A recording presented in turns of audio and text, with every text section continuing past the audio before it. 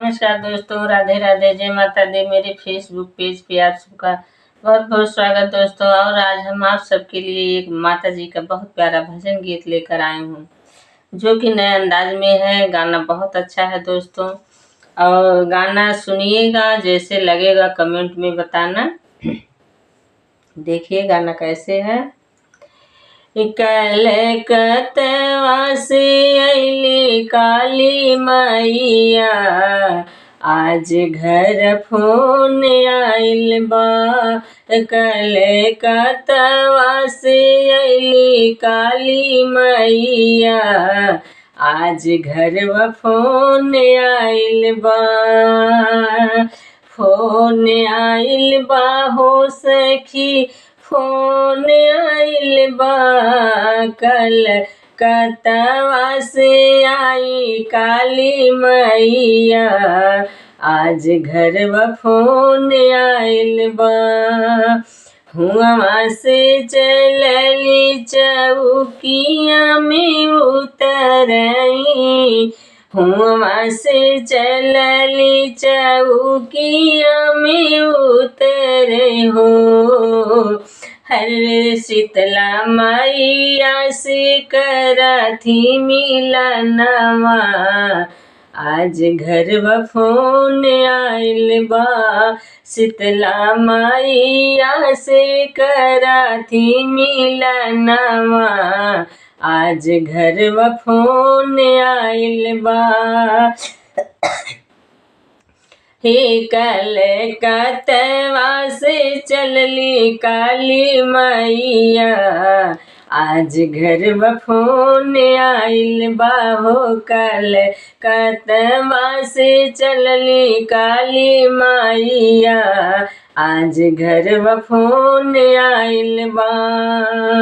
हुआ से चलली है विंध्याचल उतरली, हुआ से चलली है विंध्याचल में रुकली है। विंध्यवासिनी मैया से करथी मिलनवा, आज घर फोन आइल बा। विंध्यवासिनी से करथी मिलनवा, आज घर फोन आइल बा। कलकत्ता से चलली काली मैया, आज घर फोन आइल बा। फोन आइल बा हो सखी, फोन आइल बा। फोन आइल बा हो सखी, फोन आइल बा हो। कलकत्ता से चलली काली मैया, आज घर फोन आइल बा। हुआ से चलली है बुढ़िया माई उतरई, हुआ से चलली है बुढ़िया माई उतरई। बुढ़िया माई उतरई हो, बुढ़िया माई उतरई है।